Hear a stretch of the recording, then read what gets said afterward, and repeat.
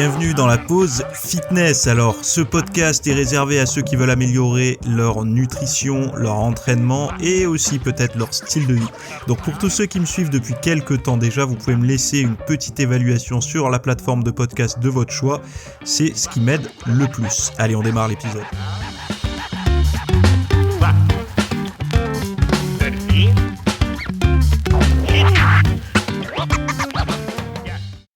Salut à tous, j'espère que vous allez bien. Aujourd'hui, on va parler de perte de poids, de jeûne intermittent et de mal au dos. J'espère que vous avez passé un bon petit week-end. Alors, je sais pas si vous avez pu profiter un petit peu de la vidéo que j'ai fait sur les temps de repos pour prendre de la masse musculaire, de la force ou même sécher, ou perdre du gras, parce que sécher, bon...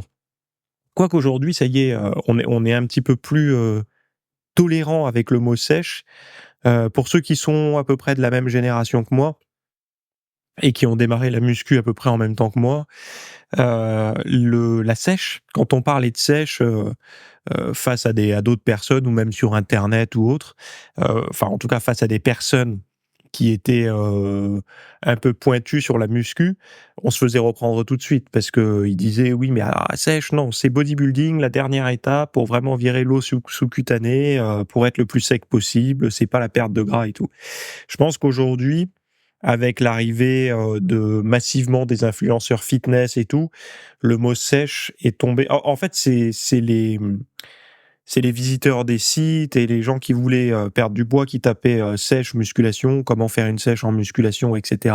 Et donc du coup, forcément, ceux qui créent du contenu ont utilisé ce mot et du coup maintenant, sécher, c'est devenu la norme. Alors qu'avant, on se faisait taper sur les doigts quand on l'utilisait à tort et à travers. Bref, donc quel temps de repos entre les séries pour prendre du muscle? Donc j'ai fait une review de tout ce qui se dit dans la littérature scientifique sur les divers temps de repos pour prendre de la masse musculaire, également pour la force et puis comme je disais, pour perdre du gras ou sécher. Mais pour aller plus loin que ça, c'est pour les gens qui sont dans des phases de stagnation et tout. Et c'est vrai que je sais qu'il y a la team plus de 2 minutes de repos et il y a la team moins de 2 minutes de repos. Vous allez voir que c'est pas aussi simple que ça et que, en fonction de là où vous voulez aller, il faudra choisir des temps de repos spécifiques. Surtout, il y a aussi les contraintes liées au temps. Par exemple, si vous décidez de prendre des longs temps de repos, mais que vous vous entraînez entre midi et 2, soit votre séance elle dure trop longtemps et vous êtes en retard, soit vous enlevez des exercices, du coup, vous pénalisez un peu la contrainte de votre séance. Enfin, il faut essayer de trouver des solutions. Et tout ça, on en parle. Donc, si vous avez envie vraiment de redéclencher c'est surtout pour les personnes qui ont un peu d'entraînement dans les pattes, hein. C'est pas pour les débutants purs, c'est surtout pour ceux qui ont un peu d'entraînement dans les pattes, qui ont envie de sortir d'une forme de stagnation, surtout pour la croissance musculaire, quoi. Donc je vous ai mis le lien dans les notes de l'épisode, allez voir et voilà. Bon bref, alors rappelez-vous du sémaglutide. Alors, rappelez-vous, c'est un rappel, certains connaissent même pas, mais ça fait quelque temps qu'on en parle déjà. En partie un agoniste du GLP-1, donc oui, je crois que c'est ça, oui, c'est ça. Donc ce fameux médicament, nouveau, pour le diabète et alors en France, je sais pas s'il est, je crois pas qu'il soit prescrit encore pour l'obésité, je crois que c'est que à l'étranger, au moins aux États-Unis. Vous savez, ces fameux médicaments qui font fureur sur les réseaux sociaux, les espèces de piqûres dans le bide là, pour perdre du poids. Alors, il y a et certes, bon, moi, qui est un médicament pour la perte de poids, du coup, la perte de poids est devenue en un claquement de doigts, du moins aux États-Unis, c'est devenu un problème de santé. C'est-à-dire que, forcément avant c'était, vous pouviez être en surpoids et en bonne santé. Aujourd'hui, il y a un médoc, donc dès qu'il y a du surpoids, c'est un problème à traiter. Ce qui est intéressant, c'est de voir que tant qu'il n'y avait pas le médicament, il n'y avait pas, enfin bon bref. Donc plus de perte de poids chez les femmes et une amélioration des symptômes de l'insuffisance cardiaque avec ce fameux traitement-là. Donc sémaglutide, un médicament initialement développé pour le diabète de type 2 et l'obésité, améliore significativement les symptômes de l'insuffisance cardiaque chez les hommes et les femmes, mais les femmes ont perdu plus de poids que les hommes avec une différence moyenne de 9,6% contre 7,2%. Donc c'est de moins, à chaque fois c'est moins 7,2 et moins 9,6. Donc cette étude présentée par Dr Subodh Varma est publiée dans le Journal of the American College of Cardiology, souligne que les bénéfices pour le cœur ne sont pas directement liés à la perte de poids, suggérant des effets indépendants sur le système cardiovasculaire. Donc en gros, ils sont en train de dire que le médicament en lui-même pourra avoir des effets bénéfiques pour le cœur. Donc les femmes qui participent à cette étude avaient un IMC plus élevé et plus de symptômes à la base. Donc sur 1145 participants, dont 570 femmes, le sémaglutide a amélioré les symptômes liés à l'insuffisance cardiaque, les limitations physiques, la fonction d'exercice, donc la capacité de faire de l'exercice, j'imagine, et a réduit l'inflammation indépendamment du sexe. L'étude appelle à davantage de recherches sur les différences spécifiques au sexe dans les réponses au traitement pour mieux comprendre les mécanismes sous-jacents. Donc, on n'est pas... enfin, dites-vous bien une chose, c'est qu'il va y avoir beaucoup de...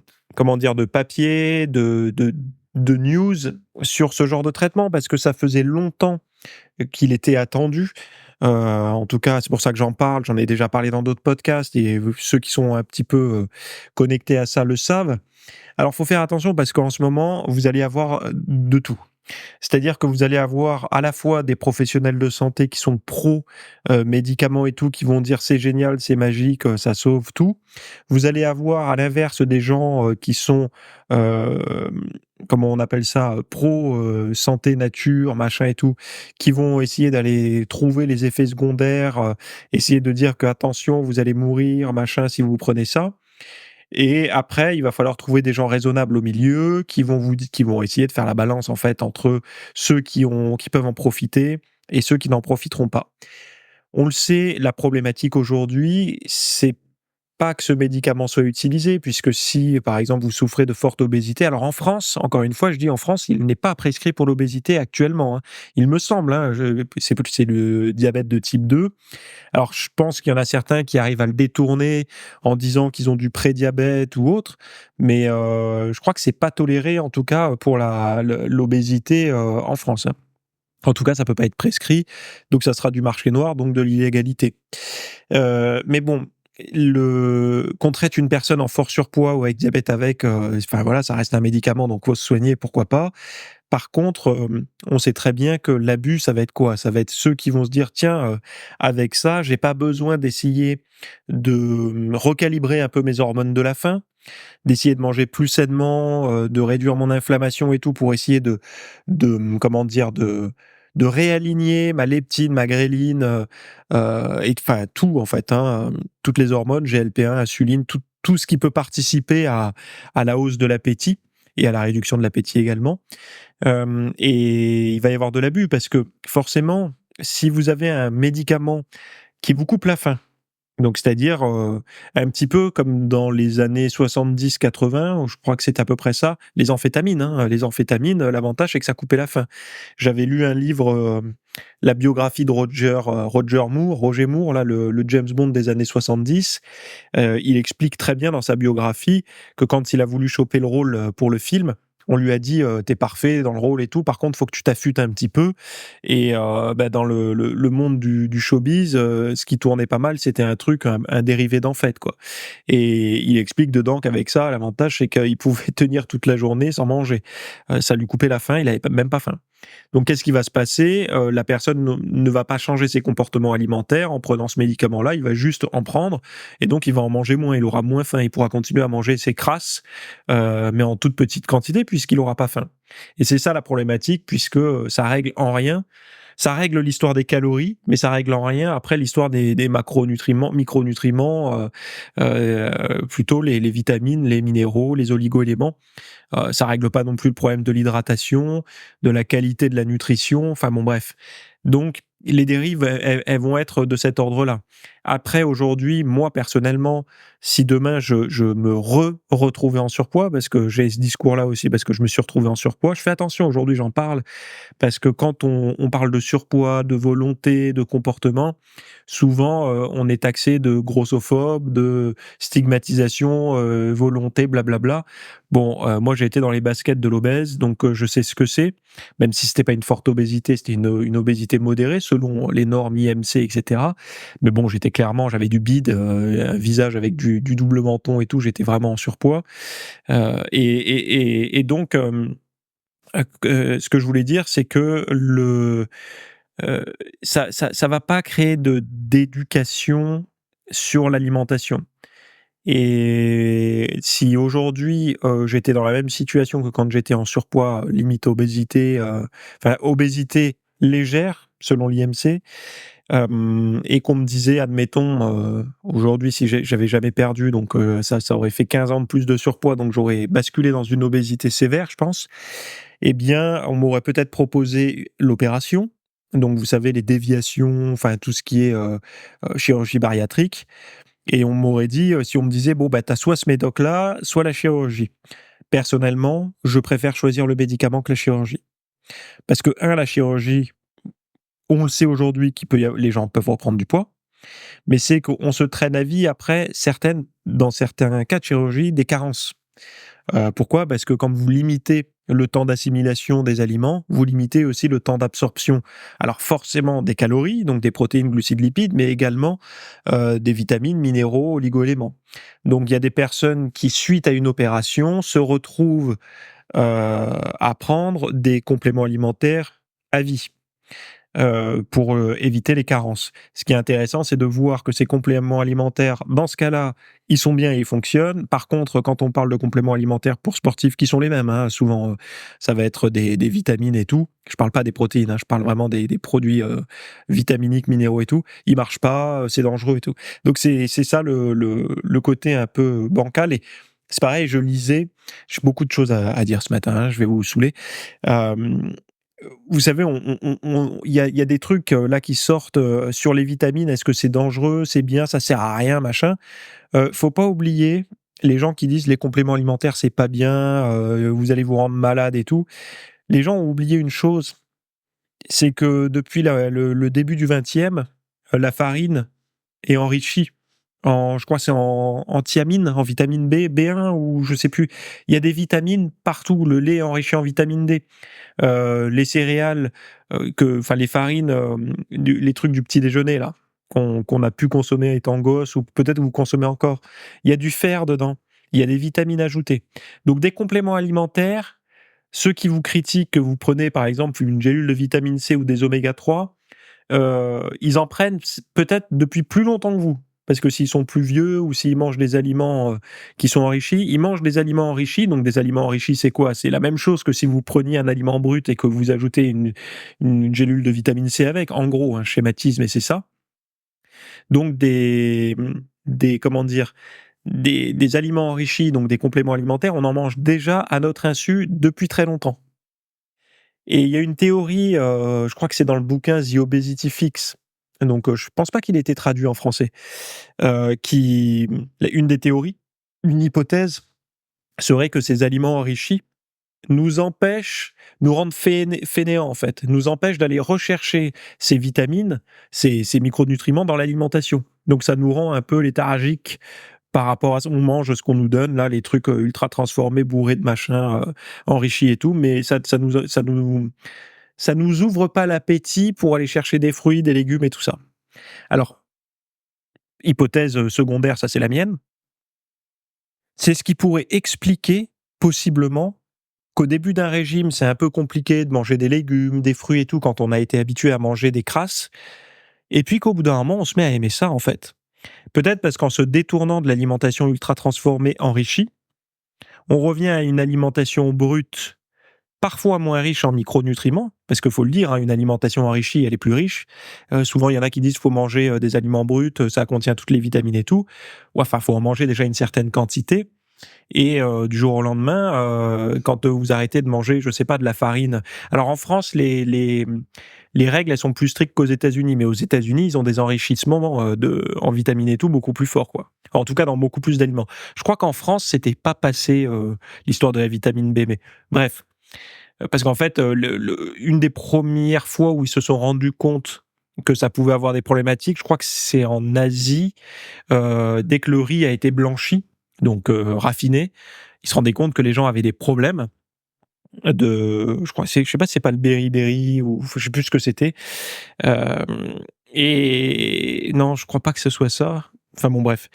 Eh bien, il y a un chercheur qui s'est dit, bah tiens, mais c'est bizarre, quand ils mangent du riz, ça les rend malades, donc c'est le riz qui les rend malades. Et en fait, il a étudié que l'écorce du riz, donc ce qu'ils avaient enlevé en le raffinant, et se sont rendus compte qu'il y avait cette fameuse vitamine B, donc ils en ont conclu qu'il y avait une carence.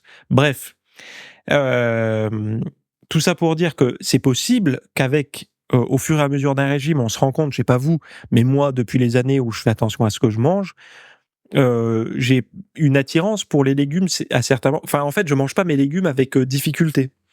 Les fruits, par exemple, ce week-end, là, j'ai eu envie de manger des fruits, j'ai pas eu envie de manger un gâteau. J'ai eu envie de manger des fruits. Je suis allé voir mon primeur, je lui ai acheté des cerises, des pommes. J'avais envie de fruits. C'est le printemps. Alors les pommes, elles étaient pas bonnes parce que c'est pas la période visiblement. Mais les cerises étaient excellentes. Je me suis régalé. J'ai gardé les queues d'ailleurs. Toutes les queues de cerises, je les ai mises de côté. Je les ai fait tremper pendant toute la nuit dans de l'eau, puis bouillir. J'en ai fait une infusion diurétique naturelle avec les queues de cerises. Et voilà quoi. Donc on a se priver peut-être de ces apports ajouté de vitamines et tout, peut-être redéclencher chez certains, en tout cas peut-être chez moi, le désir, c'est une hypothèse, hein, le désir de manger des végétaux, enfin des produits contenant ce genre de vitamines. Alors vous allez me dire, oui, mais si on prend des vitamines en parallèle, est-ce que ça nous coupe ça? Je pense que oui. Je pense que oui, puisque ça revient au même que ça. Donc le en fait, faut essayer vous savez, on dit, chaque personne est différente, et cetera. S'il y a des gens qui résistent beaucoup à l'apport, en fruits et légumes, dans un premier temps, peut-être qu'il faudrait essayer de ne pas lui donner d'aliments enrichis, de ne pas lui donner de vitamines et tout ça sous forme de compléments alimentaires et de voir si son appétence pour les produits contenant naturellement des micronutriments de bonne qualité, enfin des vitamines, minéraux et tout, augmente. C'est une hypothèse. Je pense pas qu'on y trouve beaucoup d'études sur le sujet parce que ça reste quand même quelque chose de, comment dire, de pointu et puis qui rapporterait pas grand-chose à part d'enrichir les vendeurs de brocolis et de courgettes. Autant dire des gens où tout le monde en a rien à foutre, hein, sauf vous et moi, mais la majeure partie des gens n'en ont rien à foutre. Donc, il y aura pas beaucoup de financement. Donc, je me suis écarté de sémaglutide tout simplement parce que ce médicament, moi personnellement, ça m'intéresse pas.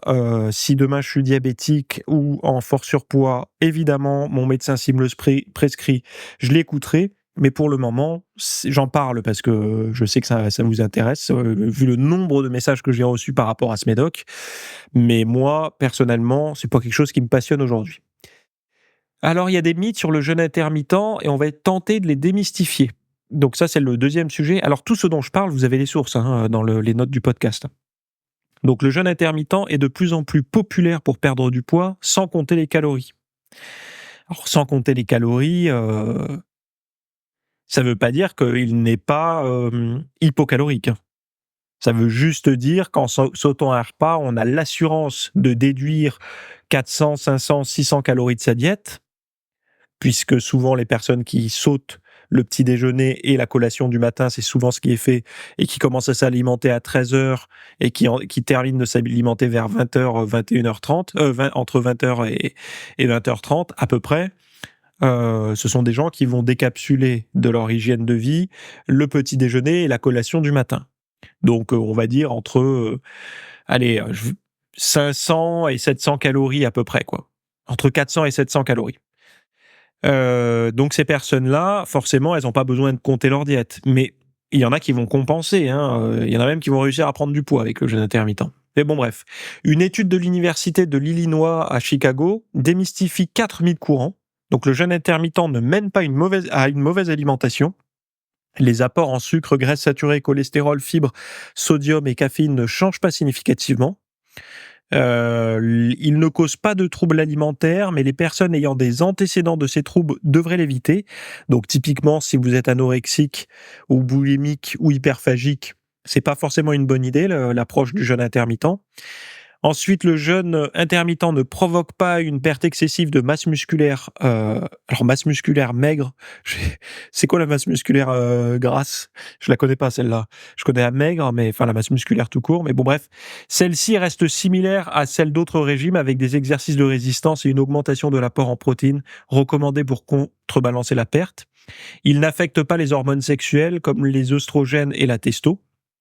Donc, alors tout ça, c'est fait par Christa Varadi, donc c'est professeur de kinésiologie et de nutrition, qui étudie le jeûne intermittent depuis 20 ans et qui a écrit d'ailleurs des bouquins à ce sujet-là. Donc, bon, elle en fait son cheval de bataille, hein. Elle insiste sur le fait que les idées fausses sont souvent basées sur des opinions personnelles et non sur la science. Pour le jeûne intermittent, c'est vrai qu'il y a énormément d'études et d'ailleurs, je vais vous faire une grosse mise à jour sur le site. Là, je vais vous faire un gros cours sur le jeûne intermittent, donc il sera pas disponible ce week-end, mais le week-end prochain. Donc réservez votre accès à l'espace VIP parce que vous allez en apprendre pas mal. Là, j'ai commencé à bosser dessus, ça va décoiffer. Oui, moi je suis assez d'accord avec elle. La problématique du jeûne intermittent, c'est qu'il y en a beaucoup qui l'ont utilisé d'une mauvaise façon. C'est-à-dire qu'ils se sont dit: «Je saute le». En fait, dans la vie de tous les jours, il y a déjà beaucoup de personnes qui font une forme de jeûne intermittent sans le savoir. Moi, autour de moi, quand je fais un petit sondage: «Tu prends un petit déjeuner?» «Oui», «Non», il y en a beaucoup qui ne prennent pas de petit déjeuner et qui commencent à manger qu'au repas du midi. Donc durant la matinée, ils vont carburer à la caféine ou au thé, mais ils vont pas prendre de petit déjeuner. Pour autant, ce sont pas des personnes avec le six-pack, ni avec une forme du tonnerre. La raison est simple, c'est que le jeûne intermittent, beaucoup sont stricts sur la restriction du matin, peu sont stricts sur le couvre-feu de fin de journée. C'est-à-dire qu'ils vont souvent aller au-delà de 20 heures pour manger. Donc ils vont manger vers après 20 heures, 21 heures, puis ils vont peut-être grignoter le soir. Donc finalement, ils vont pas profiter réellement des 16 heures de jeûne. Ils vont s'alimenter pendant un peu plus de 8 heures et voilà quoi. Autre chose, il y en a beaucoup pour qui ils ont entendu dans pas besoin de compter les calories, ils ont entendu pas besoin de regarder la qualité de son alimentation. Ils ont vu le jeûne intermittent comme un hack, c'est-à-dire un raccourci, comme s'ils avaient trouvé une martingale pour tromper leur corps. Sauf que, alors, s'ils ont un métabolisme un peu rapide et qu'ils mangeaient trop, la soustraction de ces calories, même en mangeant des crasses, ils ont de la chance, ils arrivent à être secs. Mais s'ils ont un métabolisme un peu modéré, modeste, j'ai envie de dire, un peu ralenti ou en tout cas économe, ce qui est bon en cas de survie, mais et qui mangent pas forcément clean, ils vont pas perdre de poids, ils vont un peu se fatiguer, ils vont pas comprendre, ça va les énerver. Et on peut retrouver tous les cas de figure. Après, il y a ceux qui font les choses carrées, ils savent faire.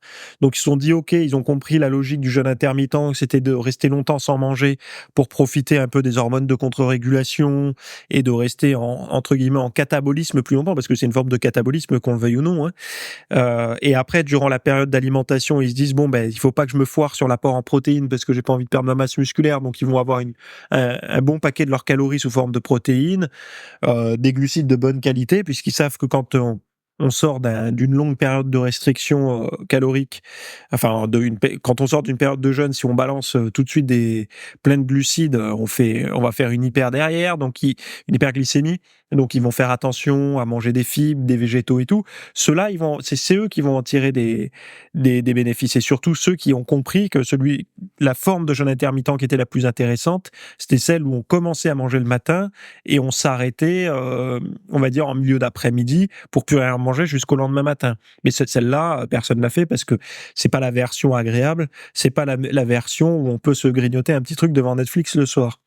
Donc après, l'histoire des hormones et tout, ça m'étonne pas puisque de toute façon, le petit déjeuner rythmé par les heures de la journée, ça n'est en fait, moi, je pars du principe que l'humain n'est pas fait pour vivre avec un schéma qui se reproduit jour après jour. C'est-à-dire que souvent les gens se comparent. Les gens se placent comme extérieurs à la nature. C'est-à-dire qu'ils se disent, il y a la nature et il y a l'homme, il y a les animaux et il y a l'homme. Sauf qu'en fait, on fait partie d'un tout, sans rentrer dans l'ésotérisme et le développement personnel à deux balles, on fait partie d'un écosystème qu'on détériore, je l'entends, mais on fait partie quand même de la nature, hein, on est le fruit de la nature, et observer la nature n'est pas répétitive. Ou si elle l'est, c'est sous forme de cycle à travers les saisons, les mois, etc. La nature répond face à une agression, les intempéries, enfin voilà. Et nous, on essaie de trouver, parce qu'on se pense plus malin, des choses qui vont se reproduire. Sauf que, il y a des fois, il fait chaud, des fois, il fait froid, des fois, on est stressé, des fois, on l'est pas, des fois, on a dormi, des fois, pas assez. Et moi, je suis convaincu, et je vous le tamponne, qu'on est fait pour cycler. C'est les façons dont on a de manger. Donc, par exemple, quand vous sortez des fêtes de fin d'année, le jeûne intermittent, moi, je trouve qu'il peut être intéressant à cette période-là parce qu'on a besoin de laisser son système digestif un peu plus au repos. Puis, naturellement, on a un peu moins faim, on se sent un peu plus lourd. Pareil en été. En été, on ressent que manger lourd le midi, ça passe pas, donc ça sert à rien de manger plein de calories alors que ça nous fait monter la température et que c'est super désagréable. Bon, on se rend bien compte que si on se détache de la nature, on mange d'une manière mécanique et automatique et on n'est pas en accord avec les besoins réels et les vrais ressentis. C'est pour ça que moi j'ai rien contre le jeûne intermittent, au contraire, mais à condition qu'il soit fait dans des conditions, en fait, qu'il est fait pour respecter les besoins du corps sur le moment, quoi. Une surcharge ou un besoin spécifique. Il faut savoir que je pense exactement la même chose par rapport à une alimentation végétarienne, exactement la même chose par rapport à une alimentation de type carnivore, cétogène, etc. Si vous observez un petit peu, si je vous prends là, on se prend tous là, on monte dans un bus qui remonte le temps et il nous emmène à l'ère paléo. Vous allez bien voir qu'il y a des périodes où il y aura aucun fruit à becqueter, aucun végétaux parce qu'ils seront recouverts par la neige ou par le givre ou autre. Et la seule façon de grignoter quelque chose, ça sera de chasser une bestiole bien grasse, parce qu'elle aura des réserves pour passer l'hiver. Et vous allez la becqueter comme ça. Je vous garantis qu'aujourd'hui, vous la mangerez pas parce que vous êtes vegan ou végétarien ou je sais pas quoi. Et heureusement que qu'il y a des personnes comme vous pour la cause animale. Hein, mais à l'époque, c'était une question de vie ou de mort. Aujourd'hui, on a le choix. Mais à l'époque, c'était une question de vie ou de mort. Donc, on voit bien qu'il y avait des possibilités. À des moments, on mangeait que ça. Puis après, on n'en mangeait plus, mais on mangeait autre chose. J'ai le même discours pour les fruits. Hein. Ceux qui mangent les mêmes fruits toute l'année, c'est un non-sens. Là, par exemple, moi, j'ai mangé des pommes. Je pense pas que ce soit la période des pommes. Faut que je regarde, mais vu le goût qu'elles avaient, c'était pas la période. Mais je me suis laissé avoir. Elles étaient bien rouges vives. J'ai fait, mais bon, elles étaient sur les étals, donc il faut bien les consommer, sinon c'est gaspillé. Par contre, les cerises étaient excellentes, donc j'ai vu qu'il y avait une grosse différence. Bon, voilà, je vous ai dit ce que j'en pensais, et je veux, moi, dès qu'une mode alimentaire devient une religion et tout ça, je trouve que ça perd de sa valeur, en fait. Hein. On se déconnecte de la nature. Moi, j'ai des jours où je mange végétarien, donc c'est-à-dire pas de viande, pas de poisson, même pas d'œufs ni rien. Donc ça va être plutôt des légumineuses. Alors les seuls que je peux avoir, je vais avoir un petit bout de fromage ou quelque chose comme ça, mais c'est ponctuel. C'est voilà, c'est comme l'histoire du colibri, c'est ma goutte d'eau pour la cause animale. Je suis pas 100% végétarien. Il y en a qui peuvent me critiquer. Je suis même pas vegan. Enfin, je suis pas vegan, encore moins végétarien. Non, je suis pas végétarien, encore moins vegan plutôt. Je suis flexitarien, comme dirait Gasteuil pour. Je vais pas dire le gros mot, mais c'est une façon d'avoir tout le monde en fait, hein, de se rallier au groupe tout en continuant à manger de la viande quand on en a envie. Mais voilà, moi c'est ma petite part du boulot quoi. Il y a quelques jours, au moins un jour le samedi en général ou un autre jour de la semaine, hein, et c'est pas c'est pas régulier le même jour où je ne vais pas manger du tout de viande ou poisson ou d'œuf. Mais voilà. Donc je suis non dogmatique comme on dit. Après, le troisième sujet, c'est marcher, donc qui serait un remède simple et efficace contre le mal de dos. Alors on est très nombreux à avoir des douleurs au dos. Alors des douleurs au dos, ça veut pas dire forcément la hernie discale ou vraiment la blessure suite à une enfin qui a nécessité une blessure qui a nécessité une opération ou quoi que ce soit.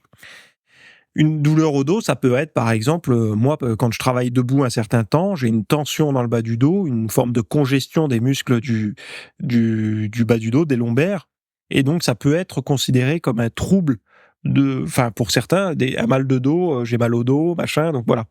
Moi, ça m'empêche pas de vivre, hein, je fais quand même mon sport et tout, mais voilà, cette petite tension, elle peut se présenter. Je l'ai toujours eu, hein, depuis que je suis, on va dire, quand je travaillais au tribunal de grande instance à Toulouse, déjà que je faisais le garde-barrière, enfin le garde-friteuse, là, je faisais passer les gens à travers le portique euh, au TGI de Toulouse, là, et je restais des heures et des heures debout.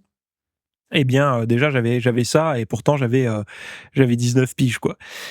Mais bon, bref, tout ça pour dire qu'on peut avoir des douleurs de dos comme ça, sans avoir une pathologie du dos. Donc, une étude récente révèle que marcher régulièrement permet aux adultes souffrant de douleurs lombaires de doubler le temps sans récidive. Avec environ 800 millions de personnes touchées dans le monde, la lombalgie est une cause majeure de handicap et de baisse de la qualité de vie. Sur 701 adultes suivis, ceux engagés dans un programme de marche personnalisé et des séances éducatives guidées par un physiothérapeute, alors physiothérapeute, entendez un kiné ou autre, hein, ont vu leur douleur diminuer et la période sans douleur s'allonger, atteignant une médiane de 208 jours contre 112 jours pour le groupe témoin. Alors le professeur Mark Hancock de l'université Macquarie souligne que la marche est un exercice accessible et peu coûteux pour tous, indépendamment de l'âge ou de la situation géographique. Les bienfaits incluent non seulement le renforcement des structures spinales et la réduction du stress, mais aussi une amélioration de la santé cardiovasculaire, de la densité osseuse et du bien-être mental. Donc, la docteure Natacha Pokovi, auteure principale, note que ce programme améliore non seulement la qualité de vie des participants, mais réduit également de moitié les besoins en soins de santé et les absences au travail. Donc cette méthode simple pourrait être largement mise en œuvre, offrant une solution pratique et efficace à un problème de santé mondial. Donc c'est vrai que la marche, d'ailleurs, si vous n'avez pas lu ma newsletter VIP, je vous donne les nombres de pas, les dernières études sur les nombres de pas. Bon, il faut être VIP pour recevoir ma newsletter VIP tous les vendredis. Pour ceux qui savent pas, c'est ce que j'appelle mes 5 découvertes de la semaine, inspirées à l'époque de la newsletter de Tim Ferriss. J'avais trouvé le concept intéressant, sauf que moi je l'ai appliqué à des recherches scientifiques qui m'ont plu, et aussi des accessoires, des choses comme ça que j'ai pu commander, essayer, voilà, sans publicité masquée en fait. C'est pas des sponsoring ou des choses comme ça, hein. C'est vraiment une newsletter. Enfin, il y a que moi qui bosse dessus, quoi. Bref, donc voilà. Alors, c'est vrai que, vous savez, souvent on parle de valeur, de sens et tout ça. Quel sens ça a de faire du sport? Quelle est la valeur que je peux avoir pour faire du sport? Souvent, les gens se disent, bah, c'est pour être en santé. Moi, j'ai comme valeur ou soutenir les petits agriculteurs, la diététique de bonne qualité. Enfin bon, bref, tout ça. Mais il y a une valeur commune, c'est que souvent, on taxe celui qui fait de la muscu et qui mange sainement de quelqu'un de narcissique, qui pense qu'à lui, à sa petite personne, à ses abdos et tout. Sauf que c'est faux. Puisque cette personne-là, je n'ai jamais entendu quelqu'un qui faisait de la musculation et qui mangeait sainement aller plus souvent chez le médecin depuis qu'il fait ça qu'avant. Jamais. C'est pas genre de temps en temps, je n'ai jamais entendu ça. Au contraire, les gens me disent, je suis moins souvent malade. Alors, tous me le disent pas, mais j'ai souvent entendu, je suis moins souvent malade. Donc faire du sport, se prendre soin de soi, il y a une cause commune dans le fait qu'on coûte moins à la société, aux contribuables. Et donc ça profite à qui? Bah, ça profite à tous les autres et à nous. Nous et tous les autres. C'est-à-dire que ça allège la facture santé du pays. Donc les gens qui nous taxent, parce que je me mets dans le lot, hein, moi je suis au-dessus de ça maintenant, Je l'ai tellement entendu que je l'entends même plus. J'ai l'impression qu'il y a un effet, l'esprit, vous savez, c'est comme un son répétitif. Quand il est trop répétitif, au bout d'un moment, votre cerveau, il l'évacue, vous l'entendez plus, quoi. Bah là, c'est un peu ça. Moi, je l'entends plus aujourd'hui. Mais je sais que ceux qui démarrent le sport et qui ont une bonne hygiène de vie et tout, leur entourage leur mettent des bâtons dans la roue avant, quoi, pour qu'ils fassent un soleil. Alors qu'ils se rendent pas compte que c'est indirectement chaque personne qui prend soin de soi, c'est une personne qui prend soin des autres. Et pour qu'une valeur dans la vie soit bien ancrée, faut que ça nous serve à nous, indépendamment de manière égoïste et indépendante, donc quelque chose qui donne du sens, quoi, une valeur, mais également aux autres. Et le sport et prendre soin de sa diététique, c'est quelque chose qui profite à vous, indirectement, aux autres aussi. Et c'est important en fait de comprendre ça parce que ce sport-là, même dans les reportages, hein, c'est vraiment, ça passe pour le narcissique et tout. Et je me rappelle enfin bon bref, je vais pas attaquer sur le physique, la personne enfin bon bref, voilà, je vais pas le dire parce que c'est pas bien. Ça c'est encore mes vieux travers. Mais bon, quand les gens critiquent, des fois on a envie de les critiquer aussi sur leurs trucs.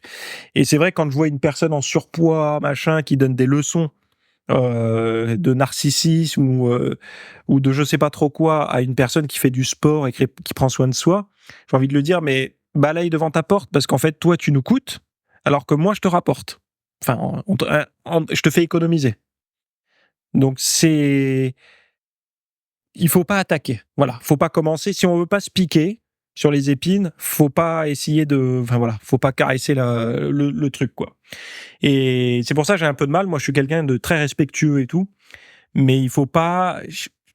Quand on n'a pas les arguments et qu'on ne prend pas tout le système, on n'a pas une vision globale, faut pas attaquer, quoi.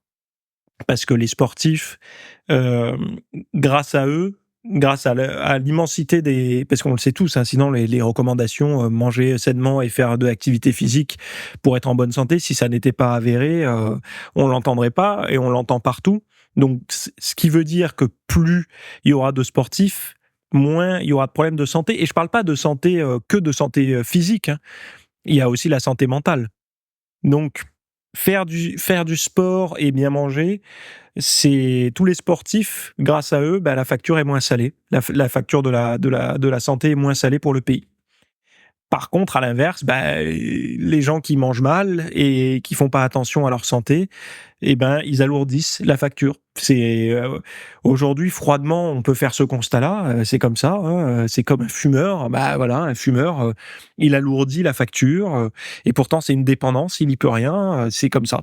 Mais c'est un fait. On peut pas. Voilà. Et c'est juste d'être capable de le lire dans un sens, faut être capable de le lire dans l'autre. Et c'est pour ça, quand au-delà des guéguerres entre ceux qui font du sport et ceux qui n'en font pas, moi, ce que j'aime bien là-dedans, c'est il y a beaucoup de personnes pour qui prendre soin de leur santé, la valeur, elle est pas assez forte. On sait pas pourquoi, c'est pas qu'ils s'aiment pas ou autre, mais la vision long terme, ça marche pas. Par contre, se dire, tu sais que grâce à toi, il y a plein de gens là qui payent moins cher. Enfin, en tout cas, la Sécu, elle peut être plus performante grâce aux personnes comme toi. Et il va te dire, mais pourquoi? Parce que tu fais du sport et tu prends soin de toi. Donc tu vas moins souvent chez le toubib et tu coûtes moins cher. Le fait d'avoir une cause commune comme ça, moi en tout cas, c'est quelque chose qui marche très bien. Pour moi, de permettre de moins coûter, c'est quelque chose qui me il y a des choses comme ça, des valeurs, elles marchent pas toutes, mais celle-là chez moi, elle marche bien, quoi. Bref, quel temps de repos entre les séries il faut prendre pour se muscler, prendre de la force ou sécher, c'est un autre sujet. On est toujours dans le domaine du sport, mais je vous invite vraiment à aller le voir parce que vous aurez vraiment des temps de repos, je vais dire tamponnés, mais des limites à ne pas dépasser pour pas stagner et tout ça. Et comprendre un petit peu que la musculation d'aujourd'hui, c'est une musculation, une musculation de mode de vie, celle qu'on vous recommande partout, moins une musculation d'efficacité. Et on va parler d'efficacité dans le cours. Et je pense que vous allez en ressortir avec un petit peu des vertiges. Et puis après, vous trouverez des solutions, vous allez voir, puisque je vais vous les donner. Surtout que maintenant, depuis quelques temps, je vous mets en plus de la fiche avec toutes les notes, un récap de tout ce que vous venez d'apprendre, de manière à l'avoir à vie en permanence. Voilà. Ça vous permettra de faire grossir votre classeur de connaissances mentales et physiques, puisque vous pouvez l'imprimer ou le conserver dans votre téléphone. Voilà. Donc tous les liens dont je viens de parler, c'est dans les notes. Merci pour votre fidélité. Je vous souhaite un très bon été à toutes et à tous pour ceux qui partent là. Ou ceux qui partent pas aussi, parce que les budgets sont un peu serrés pour tout le monde, je pense. Et donc, on essaye un peu de faire des économies à droite, à gauche, sur les endroits où on part et tout. Mais parce que je pense que vous êtes nombreux à avoir vu les factures d'énergie monter ces derniers temps, j'imagine. Heureusement que ça arrive, enfin c'est pas pour rien d'ailleurs que ça arrive au moment où on coupe le chauffage, c'est pour avoir l'impression que la pilule passe mieux. Mais là où on va s'en rendre compte, c'est quand on va rallumer le chauffage. Bref, surtout ceux qui sont au gaz. Je m'arrête ici. Passez un bon début d'été, là, on est en juillet. Il y aura des podcasts durant l'été, pas de problème. Et puis voilà, on se dit à tout de suite pour ceux qui basculent en commentaire et dans les notes là pour les liens. Et puis sinon, aux autres, à la prochaine. Bye bye. Merci d'avoir écouté cet épisode. Alors, avant de partir, j'avais juste quelque chose à vous partager. C'est vrai que vous avez peut-être des temps morts à meubler, que ce soit des temps de trajet dans les transports en commun, du cardio un petit peu long sur un tapis de course, ou alors tout simplement envie de remplacer les programmes que vous avez la soirée pour de l'apprentissage. Vous êtes peut-être adepte des émissions, des documentaires, des reportages, etc. Sauf que dans le monde de la musculation, de la nutrition, du développement, d'un mode de vie sain, etc. C'est un peu maigre en contenu dans les médias grand public. Et donc, ce que je vous propose, moi, personnellement, c'est d'aller faire un tour dans la bibliothèque alors, c'est un Netflix version fitness privée qui vous coûtera moins cher qu'un lavage auto rouleau par mois.